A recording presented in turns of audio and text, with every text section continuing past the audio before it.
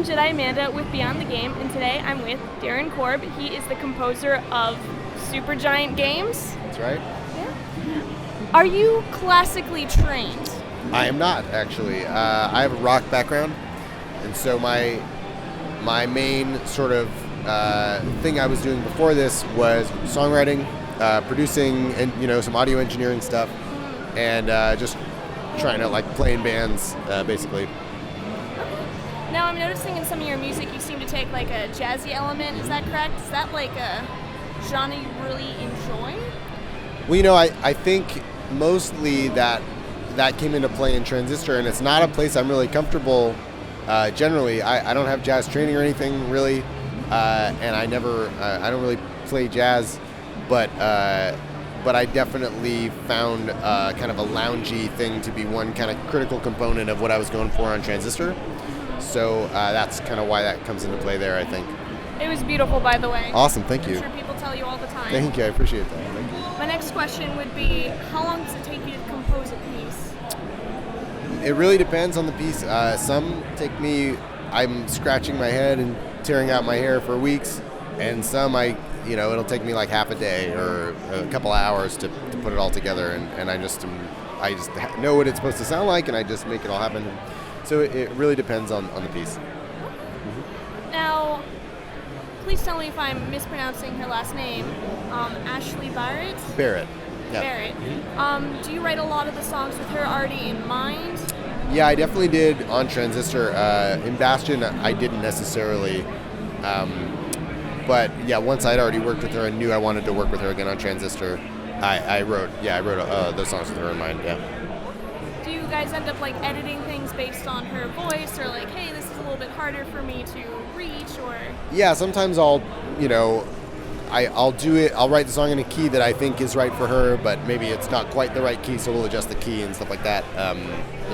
Once she gets her hands on it.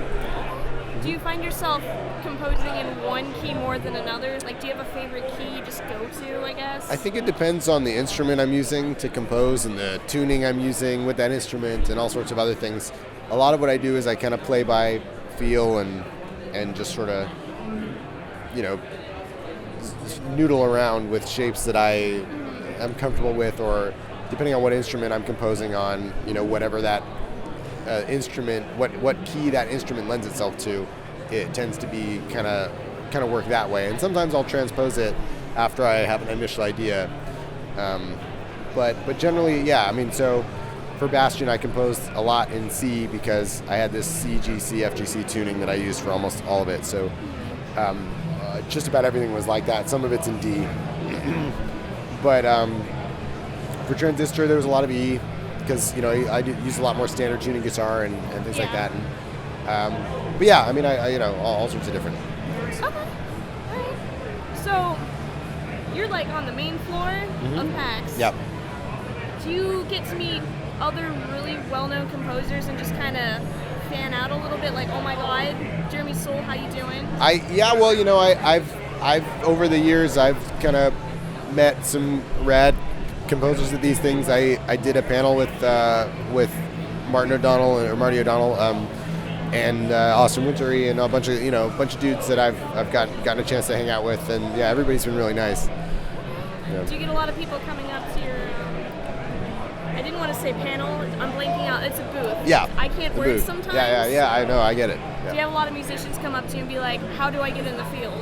Yes, that is a really common question, and I never have a good answer, unfortunately, because the way I got in was so weird and not a way that I can advise people to get in, which is my buddy Amir co-founded Supergiant and asked me to do all the music and sound, and that was it. I didn't do it, It seems to be a pretty common answer. I've asked a few other composers, or game devs seem to not really know. I guess it's magical, the sound guys.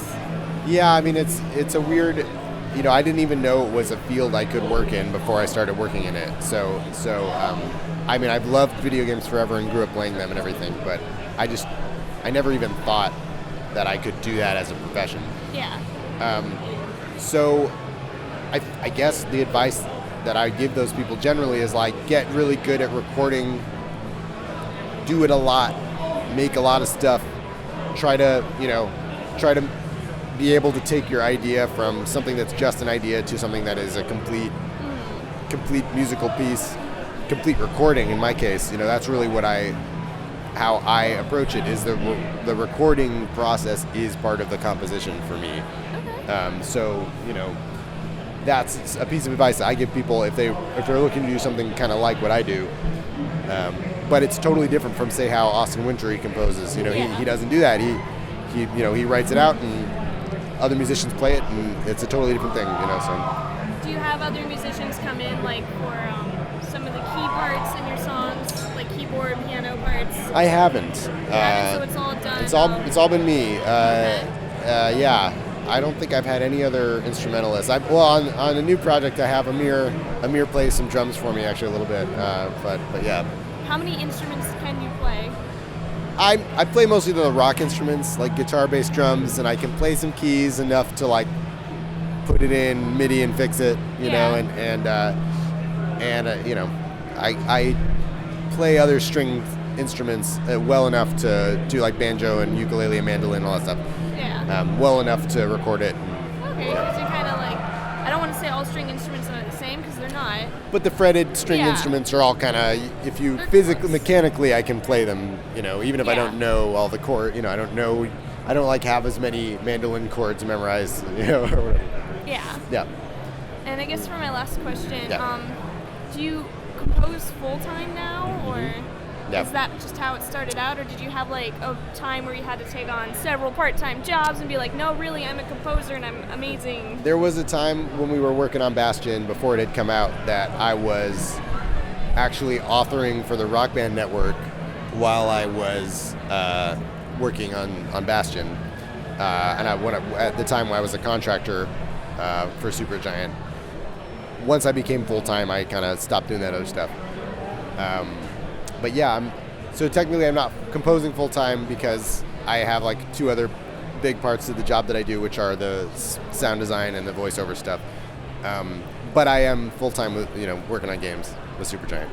And sorry, I totally lied. I guess I have another question. Yeah. Did you, I guess, was being like a voice acting, not coach, but director part of like a degree you got in college, or? Nope.